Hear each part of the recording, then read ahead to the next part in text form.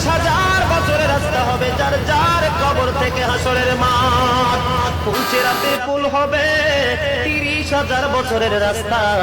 আমার উম্মতগুলো কিভাবে রে পায়ে হেঁটে তারা অতিক্রম করবে?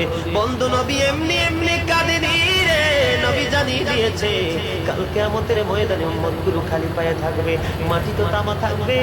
ও বন্ধু, তাদের শরীরে কোনো পোশাক থাকবে না, উলঙ্গ অবস্থায় থাকবে।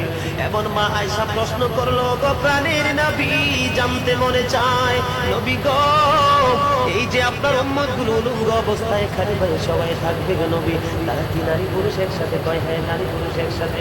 তারা কি কেউ কারো দিকে নজর দিবে না? এবার আমার নবী বলেছে, আয়েশা রে, কেমন করে নজর দেবে রে আয়েশা?